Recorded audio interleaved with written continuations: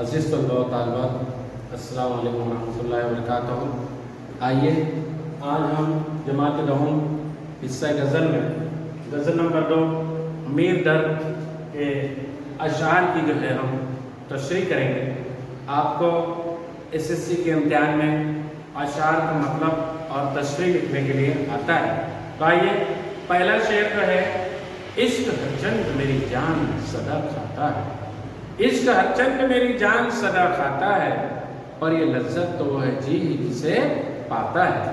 اب دیکھیے مطلب کہ حالانکہ شاعر جو ہے عشق ہمیشہ میری جان کھاتا ہے، لیکن اس عشق میں وہ لذت ہے جسے میرا دل ہی چاہتا ہے۔ یعنی شاعر یہ کہتا ہے کہ واقعی میں عشق میں جو ہے بہت مزہ ہے، اس لیے میرا دل چاہتا ہے کہ میں عشق کروں۔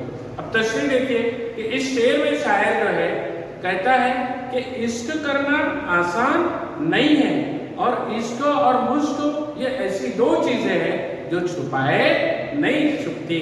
یعنی جو بھی اس کے معاملات میں گرتا ہے، یعنی عشق اور عاشقی کے جو بھی معاملات میں گرتا ہے، اس سے بڑی تکلیفوں کا سامنا کرنا پڑتا ہے۔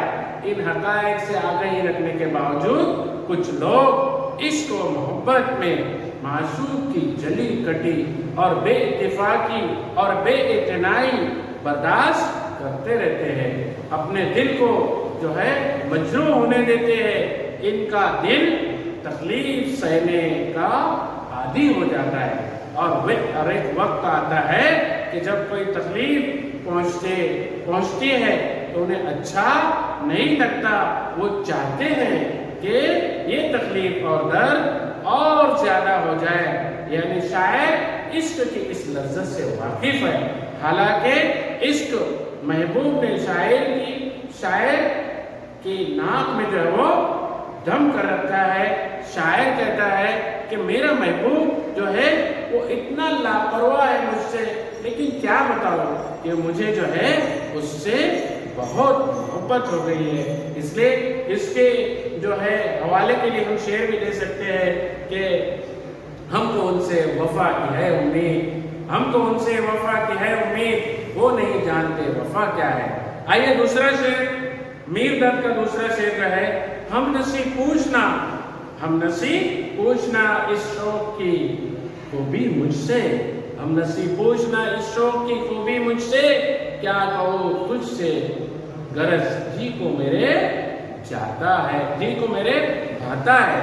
مطلب ہے کہ اس شعر میں ہم نصیب علی اے ساتھی، تو مجھ سے اس شوق معصوم کی خوبی مت پوچھ، میرے محبوب کی خوبی مت پوچھ، تجھے کچھ بھی بتا نہ سکوں گا، میں تو تجھے میرے محبوب کی شوقی نہیں بتا سکوں گا، بس بات یہ ہے کہ وہ میرے دل کو بھا گیا ہے، بہت اچھا لگتا ہے۔ تشریح دیکھیے کہ اس شعر میں شاعر کہتا ہے کہ میرا محبوب مجھے بھا گیا ہے، اور حسن و عشق کے معاملات عجیب و غریب ہوتے ہیں۔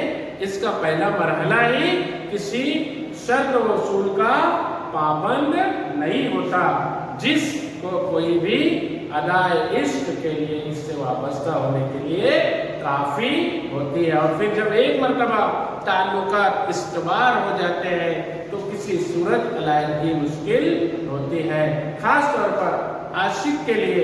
وہ دوست معشوق حسن کے تمام منفی حرکتوں کو برداشت کرتا ہے، اور اس سے منسلک رہنے کی ہر ممکن کوشش کرتا ہے۔ مختصر یہ کہ عشق ہونے کے لیے معشوق پر بہت سی خوبیاں ضروری نہیں ہے۔ یہاں شاعر یہی کہنا چاہتا ہے کہ اس سے دوست کی خوبیاں، یعنی محبوب کی خوبیاں نہ پوچھی جائے، بس ماجرا یہ ہے کہ وہ شاعر تو دل کو بھا گیا، پسند آ گیا۔ یہ مطلب بھی بیان کیا جا سکتا ہے، دوست میں کوئی خوبی یا محبوب میں خوبی ہو نہ ہو، کوئی خوبی نہ ہو، مگر پوچھ مت وہ ظاہر یہ کرتا ہے۔ تو میں پیارے بچوں، میں سمجھتا ہوں یہ میں نے 2 اشعار کی تشریح آپ کے سامنے کی۔ آپ کو اشعار کی تشریح سمجھ میں آئی ہوگی۔ ہمارے چینل کو سبسکرائب کیجئے، لائک کیجئے، تاکہ آنے والی ویڈیو آپ کو فوراً ملے۔ شکریہ۔